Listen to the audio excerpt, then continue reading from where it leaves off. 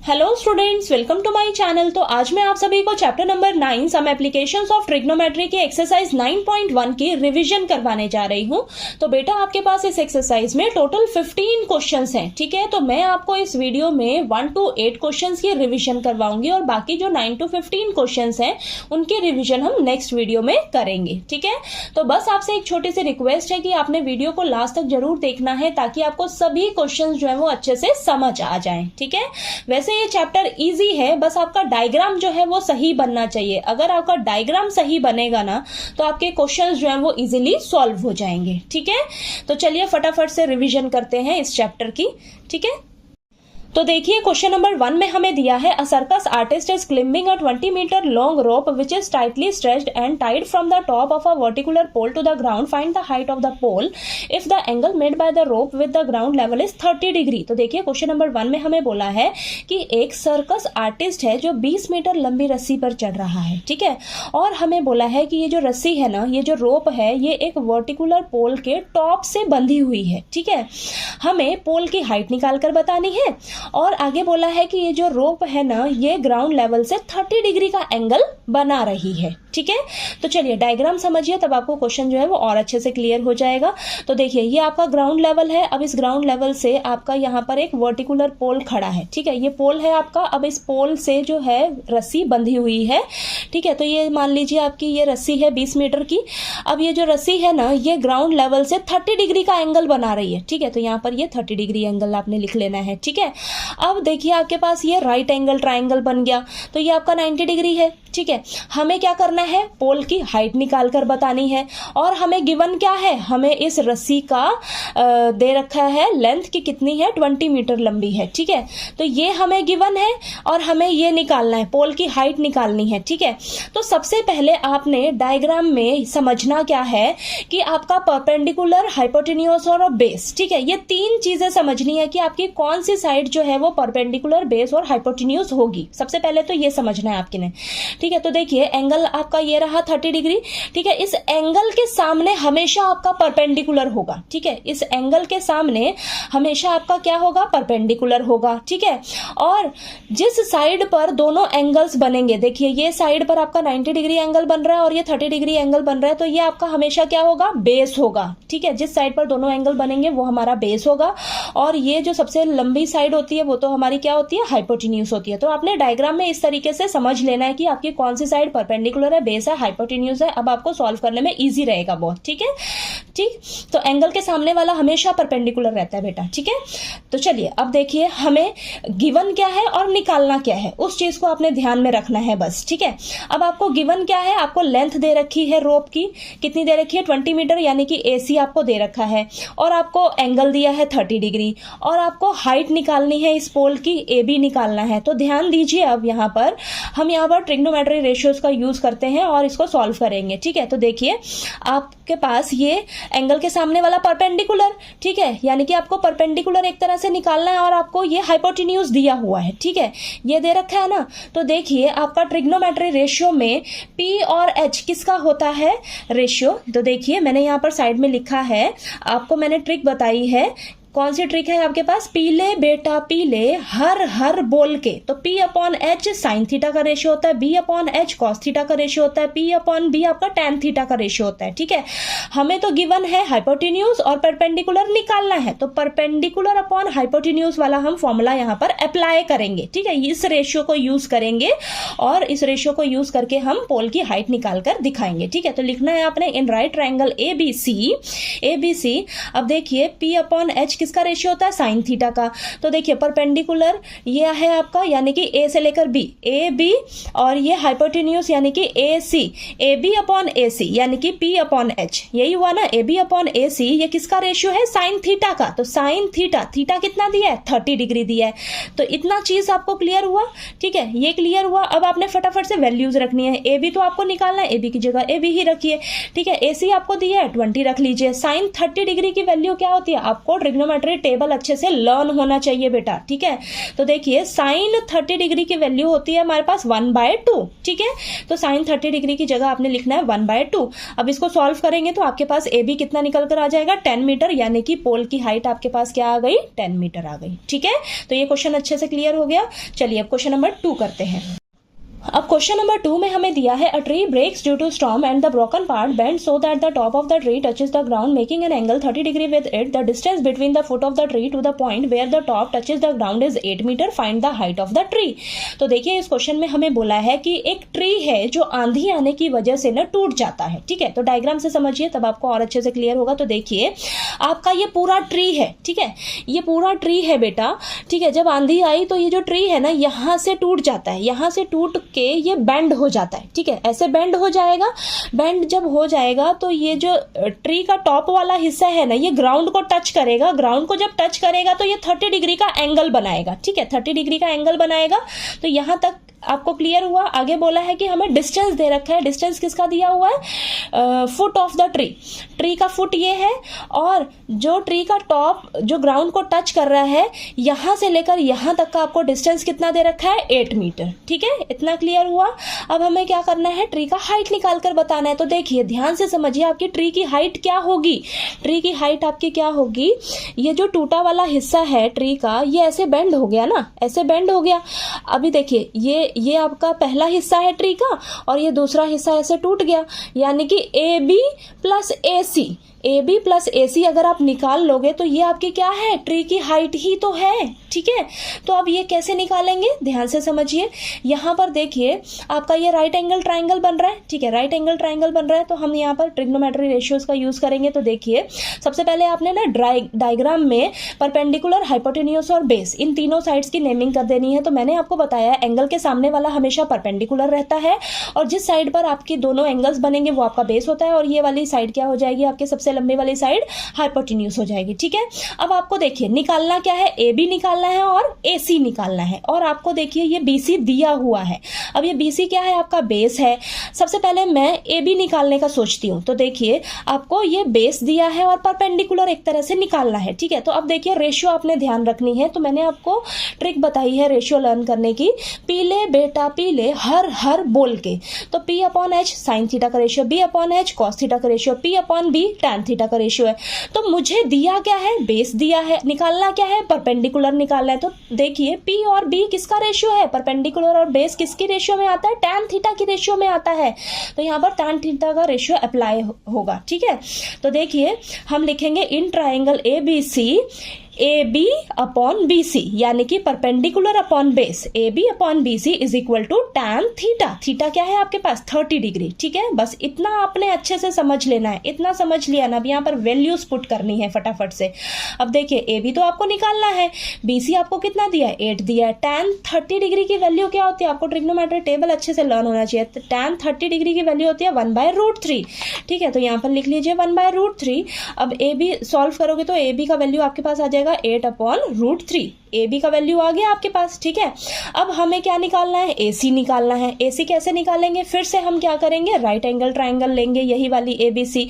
अब आप ध्यान दीजिए कि हमें गिवन क्या है, हमें गिवन है बी सी, बेस दिया है, हमें क्या निकालना है ए सी। ए सी क्या है हाइपोटेन्यूज, यानी कि बेस और हाइपोटेन्यूज देखिए किसका रेशियो होता है, बेस अपॉन हाइपोटेन्यूज आपका रेशियो होता है कॉस थीटा का, ठीक है, कॉस थीटा का रेशियो होता है, ठीक है। तो अब ये हम यहाँ पर अप्लाई कर देंगे। आपके पास परपेंडिकुलर आ गया था ना, आप इस ए बी को भी यूज कर सकते हो, ठीक है। तो देखिए मैंने इसको लिया है B C upon A C, B C upon A C is equal to cos theta. B C कितना है आपके पास 8 मीटर और ए सी आपको निकालना है, और कॉस 30 डिग्री का वैल्यू होता है आपके पास √3/2, ठीक है। अब इसको सॉल्व करेंगे, सॉल्व करके हमारे पास AC का वैल्यू आ जाएगा 16/√3। आपके पास AB की वैल्यू आ गई, AC की वैल्यू आ गई। अब ट्री की हाइट निकालनी है, अभी यहीं पे नहीं छोड़ देना है आपको, ट्री की हाइट निकाल कर बतानी है। तो ट्री की हाइट क्या होगी आपकी AB प्लस AC। तो AB आपके पास कितना आया है 8/√3, AC कितना आया है 16/√3। दोनों को ऐड कर देंगे, ऐड करके देखिए इसको सॉल्व करना है आपने अच्छे से। सॉल्व करके हमारे पास ट्री का हाइट कितना निकल कर आएगा 8√3 मीटर, ठीक है। तो देखिए आपका ये क्वेश्चन नंबर 2 अच्छे से क्लियर हो गया आपको। हर एक क्वेश्चन को ना मैंने डिटेल में भी करवाया हुआ है, उनका जो लिंक है मैं डिस्क्रिप्शन में इस चैप्टर का डाल दूंगी, उसमें मैंने हर एक क्वेश्चन को ना अच्छे से डिटेल में करवा रखा है। इस वीडियो में तो मैं आपको इन सभी क्वेश्चंस की अच्छे से रिवीजन करवा रही हूँ बस, बाकी आपने अगर एक एक क्वेश्चन को डिटेल में समझना हो ना तो मैंने उनकी अलग से वीडियो बना रखी है, तो मैं आपको इस चैप्टर की जो लिंक है वो डिस्क्रिप्शन में डाल दूंगी, तो वहां से जाकर आप देख लीजिएगा, ठीक है। तो चलिए अब इसका क्वेश्चन नंबर 3 करते हैं। अब क्वेश्चन नंबर 3 में हमें दिया है, a contractor plans to install 2 slides for the children to play in a park for the children below the age of 5 years. She prefers to have a slide whose top is at a height of 1.5 meter and is inclined at an angle of 30 degree to the ground, whereas for elder children she wants to have a steep slide at a height of 3 meter and inclined at an angle of 60 degree to the ground. What should be the length of the slide in each case? तो देखिए इस question में हमें बोला है कि एक contractor है जो ना बच्चों को खेलने के लिए पार्क में 2 स्लाइड्स लगाने का प्लान बना रही है, ठीक है। तो वो क्या कहती है कि जो 5 साल से कम एज के जो बच्चे होंगे ना उनके लिए जो हम स्लाइड का हाइट रखेंगे वो कितना रखने का सोच रही है, 1.5 मीटर, और ये जो स्लाइड है ये ग्राउंड से 30 डिग्री का एंगल बनाएगी, ठीक है। और वो एल्डर चिल्ड्रन के लिए क्या कहती है, एल्डर चिल्ड्रन के लिए प्लान बनाती है जो 5 साल से अबव के जो बच्चे होंगे उनके लिए स्लाइड का जो हाइट रखना है वो 3 मीटर रखना है, और ये जो स्लाइड है ये ग्राउंड से 60 डिग्री का एंगल बनाएगी, ठीक है। और दोनों ही केस में आपके पास 2 केस हैं यहाँ पर, एक तो स्लाइड है below the age of 5 years और दूसरा स्लाइड जो है वो किन के लिए है, above the age of 5 years children के लिए, ठीक है। तो दोनों ही केस में आपको स्लाइड की लेंथ निकाल कर बतानी है, ठीक है। तो चलिए करते हैं, यहाँ पर 2 केस होंगे आपके पास। केस फर्स्ट में क्या है, slide for the children below the age of 5 years, ठीक है। तो इसके लिए देखिए सबसे पहले डायग्राम समझिए आपका, देखिए ये स्लाइड है आपकी, ठीक है। अब स्लाइड की जो हाइट है 5 साल से कम बच्चों के लिए वो 1.5 मीटर रखनी है, ठीक है। और ये देखिए इस पे फिसलते हैं ना बच्चे, ठीक है। तो ये स्लाइड है आपकी, आपको इस स्लाइड की लेंथ निकाल कर बतानी है, यानी कि ए से लेकर सी तक आपको फाइंड आउट करना है, ए सी फाइंड आउट करना है। और ये जो स्लाइड है ये ग्राउंड से 30 डिग्री का एंगल बना रही है, ठीक है।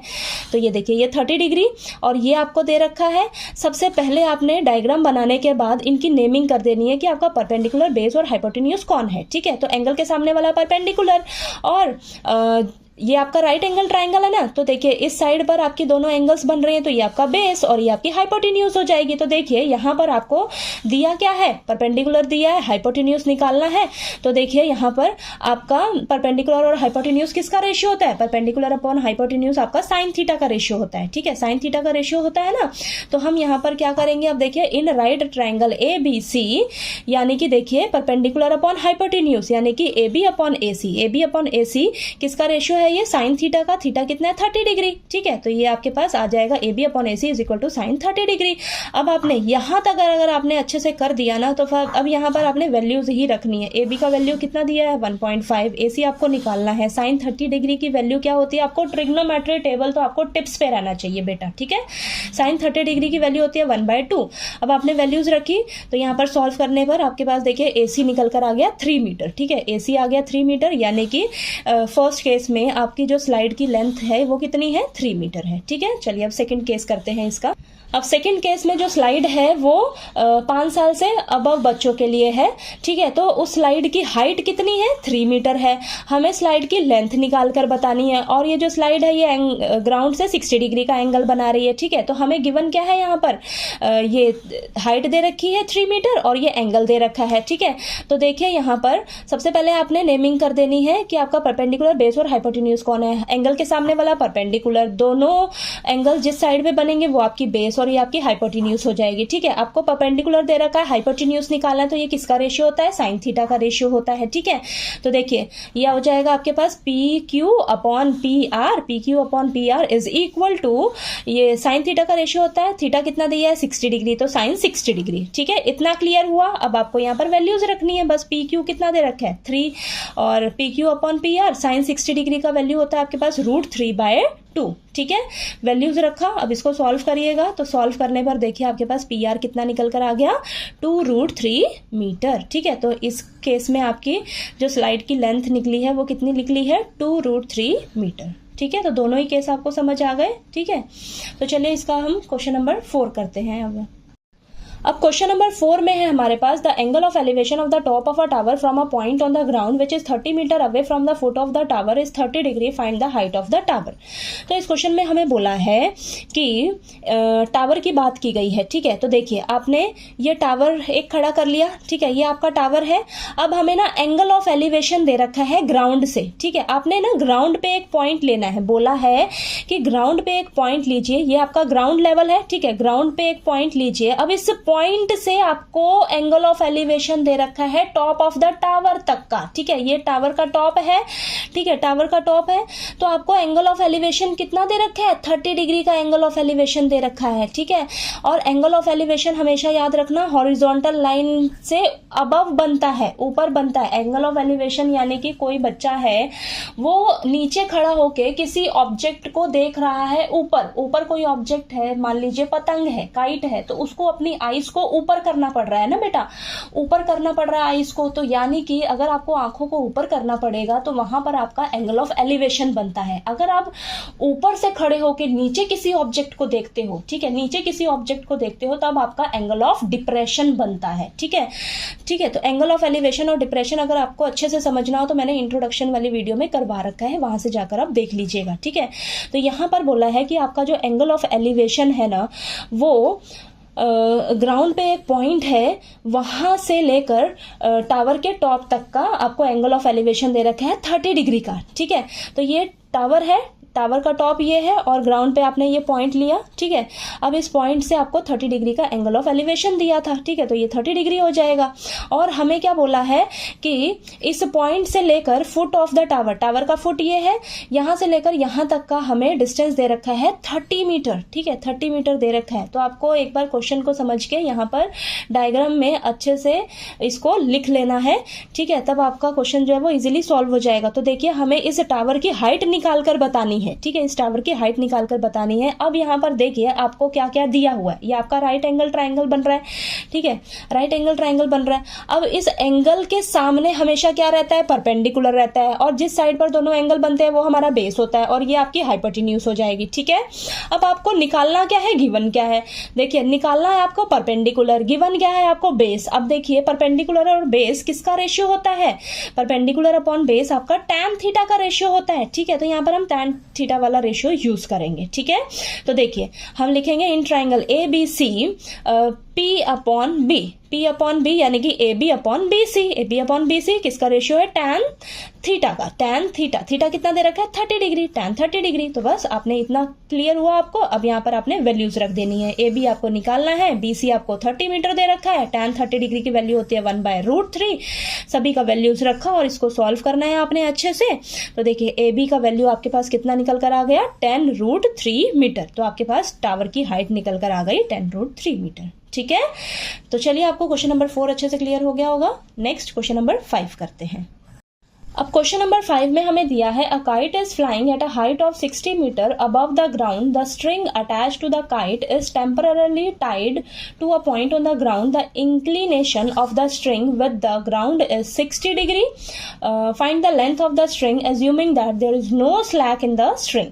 तो देखिए इस क्वेश्चन में ना हमें यहाँ पर काइट की बात की जा रही है। अब ये जो काइट है ये ग्राउंड से 60 मीटर की ऊंचाई पे उड़ रहा है, ठीक है, यानी कि ग्राउंड से इस काइट का जो हाइट है वो क्या है, 60 मीटर है, ठीक है। तो डायग्राम में समझिए आप, ये आपका काइट है, ठीक है, ये पतंग है। अब ये जो पतंग है ना ये ग्राउंड लेवल से 60 मीटर की हाइट पे उड़ रहा है, यानी कि ये देखिए यहां से लेकर यहां तक का कितना हाइट हो जाएगा, ये 60 मीटर हो जाएगा, ठीक है।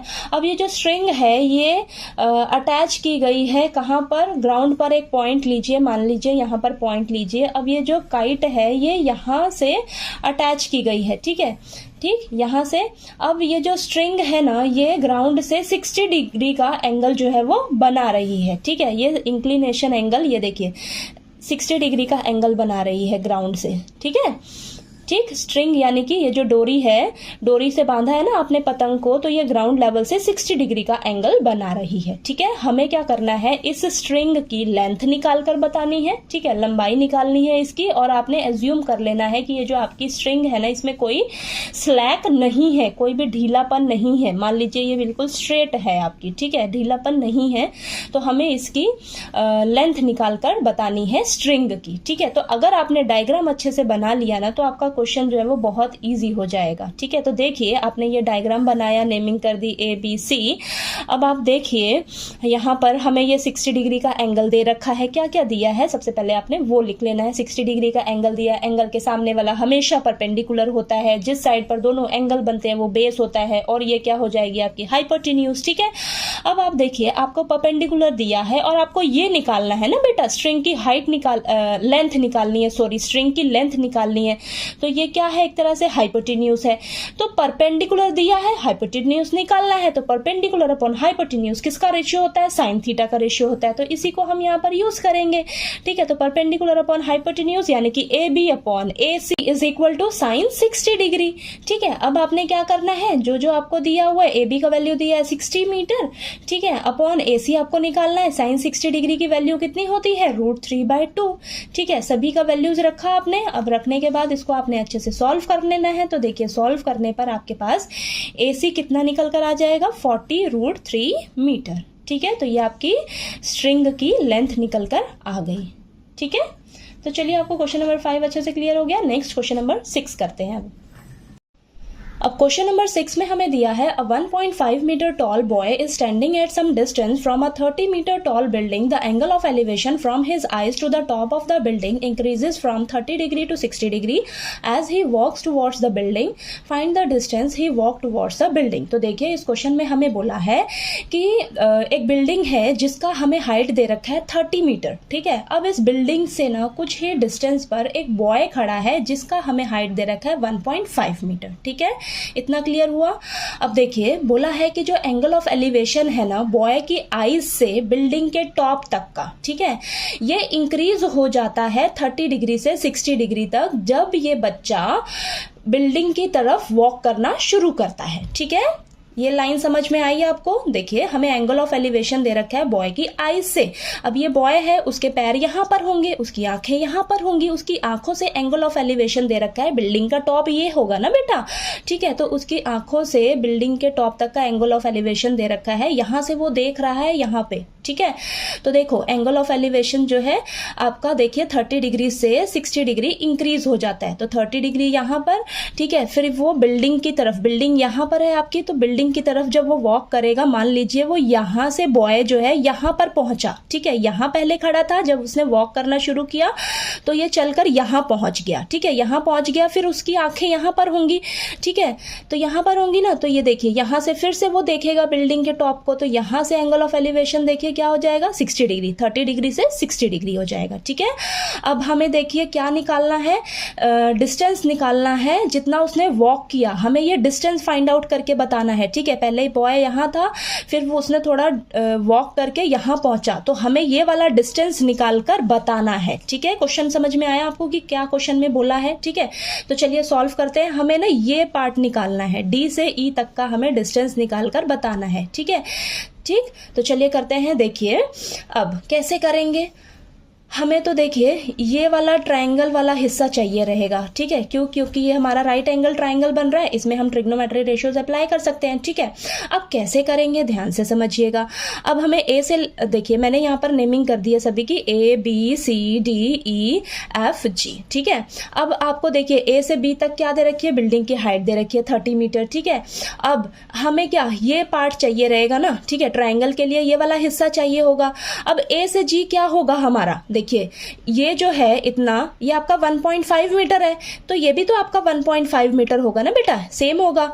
तो हम 30 मीटर में से अगर 1.5 मीटर माइनस कर देंगे तो इतना जो हमारे पास बचेगा वो AG होगा। ठीक है, A से G तक का डिस्टेंस हाइट होगा, है कि नहीं। तो A से G तक का कितना होगा आपके पास, 28.5 मीटर। ठीक है, ये चीज क्लियर हुई आपको। अब देखिए हम क्या करेंगे, अब हमें इतना मालूम पड़ गया कि ये हमारे पास ए से जी तक कितना दे रखा है 28.5 मीटर। ठीक है, अब हम क्या करेंगे, ये ट्रायंगल्स लेंगे। ठीक है, ये ट्रायंगल्स लेंगे हम। एक बार क्या करेंगे, डी से लेकर जी तक फाइंड आउट करेंगे, यानी कि डी जी फाइंड आउट करेंगे, फिर हम ई जी फाइंड आउट करेंगे, फिर हम क्या करेंगे, डी जी में से ई जी अगर मैं माइनस कर दूं तो मेरे पास डी ई निकल कर आ जाएगा। तो आपने दिमाग लगाना है यहाँ पर कि मैं ये डी ई कैसे निकाल सकती हूँ, डी ई कैसे निकाल सकती हूँ।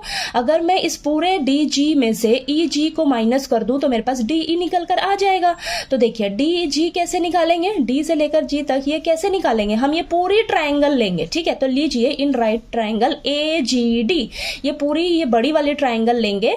ठीक है, यहाँ पर हमें एंगल दे रखे है 30 डिग्री, हमें ये चाहिए पूरा डी जी चाहिए बेटा। ठीक है, डी जी क्या होगा आपका, देखिए एंगल के सामने ये तो आपका परपेंडिकुलर हो जाएगा और ये आपका बेस हो जाएगा। ठीक है, बेस और परपेंडिकुलर। अब परपेंडिकुलर और बेस किसका फॉर्मूला होता है, perpendicular upon base tan theta का रेशियो होता है। ठीक है, देखिए मैंने यहाँ पर लिखा है, ठीक, पीले बेटा पीले हर हर बोल के। ठीक है, तो ये आपका एक ट्रिक है ट्रिग्नोमेट्री रेशियोज को याद करने का। ठीक है, तो परपेंडिकुलर अपॉन बेस किसका रेशियो होता है, टैन थीटा का। तो हम यहाँ पर टैन थीटा का रेशियो लगाएंगे। देखिए परपेंडिकुलर क्या है, ए से जी, और ये बेस क्या है, डी से जी। तो A G upon D G is equal to tan theta. Theta कितना है यहाँ पर 30 डिग्री। तो एंगल भी आपने ध्यान से लेना है। आप ये बड़ी वाली ट्रायंगल ले रहे हो तो यहाँ पर एंगल आपने 30 डिग्री लेना है यहाँ पर। ठीक है, तो आपका डायग्राम अगर सही बनेगा ना तो आपको बिल्कुल भी दिक्कत नहीं आने वाली है क्वेश्चन को सॉल्व करने में। अब फटाफट से वैल्यूज रखनी है और वैल्यूज रखने के बाद देखिए आपके पास डीजी कितना निकल कर आ जाएगा 28.5√3 मीटर। ठीक है,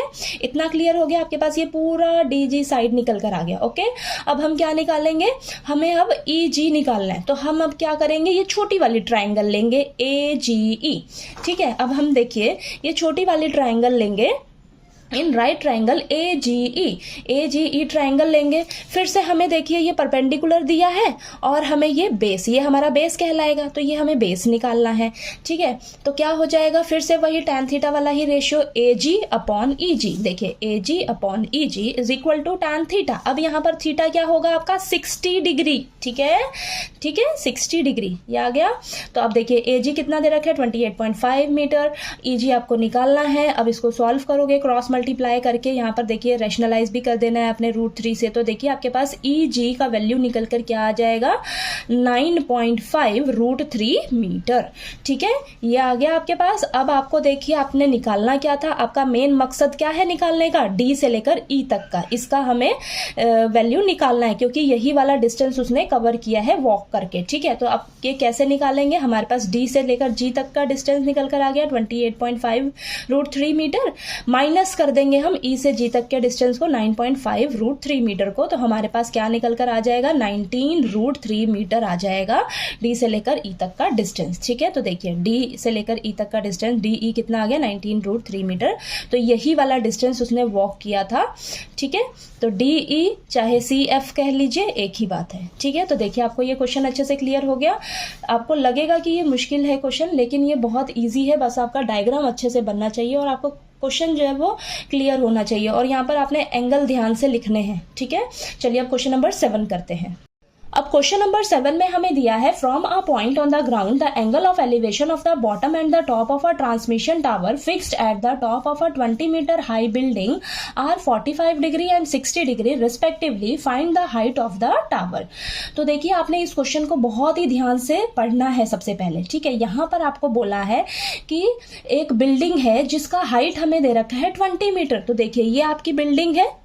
ठीक है, ये बिल्डिंग आपने ड्रॉ करनी है सबसे पहले। इसका हाइट मुझे दे रखा है 20 मीटर। हमें बोला है कि इस बिल्डिंग के ऊपर न एक ट्रांसमिशन टावर को फिक्स्ड किया गया है, ट्रांसमिशन टावर लगाया गया है। तो ये बिल्डिंग के ऊपर ये ट्रांसमिशन टावर है आपका। ठीक है, ये लगाया गया है।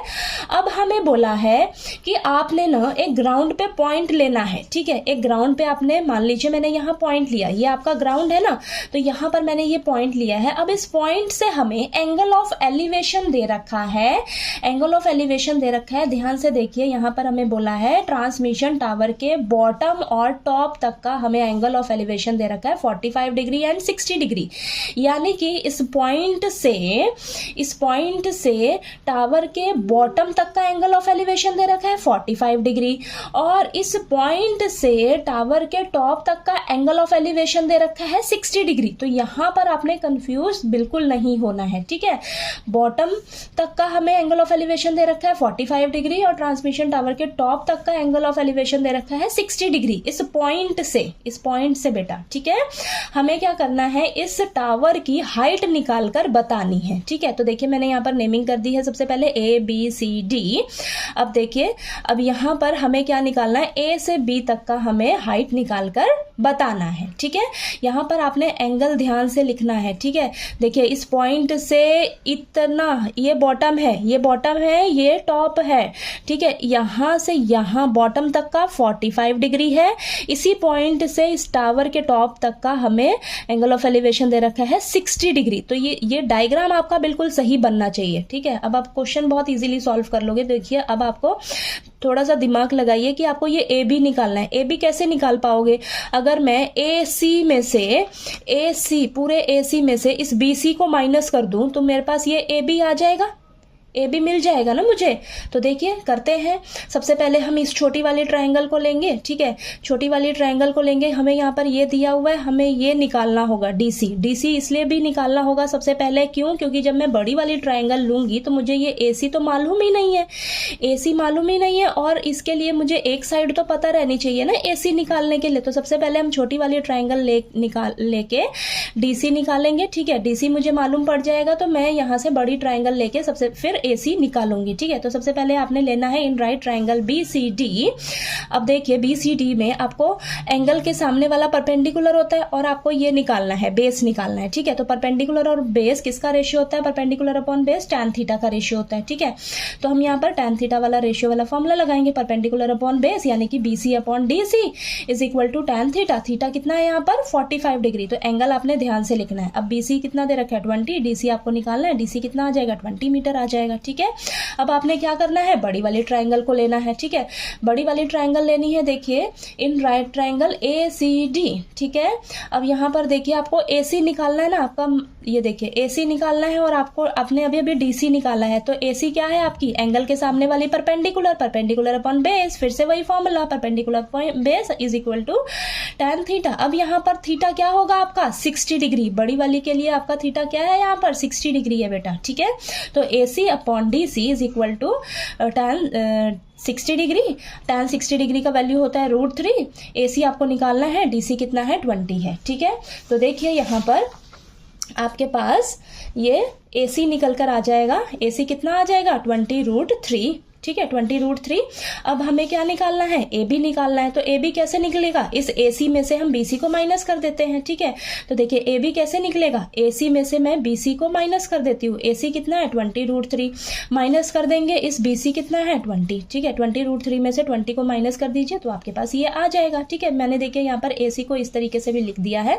AC कैसे बना आपका AB प्लस BC को जोड़ोगे तो आपका ये AC बनता है। तो AC की जगह हम AB प्लस BC लिख सकते हैं इक्वल टू 20√3, BC आपको 20 दे रखा है, बात वही हुई, ठीक है। तो AB आपके पास निकल कर आ गया, यानी कि हाइट निकल कर आ गई टावर की। कितनी हाइट निकल कर आई है 20 ब्रैकेट √3 - 1 मीटर, ठीक है। तो ये आपके पास टावर की हाइट निकल कर आ गई, ठीक है। चलिए अब क्वेश्चन नंबर 8 करते हैं, ठीक है।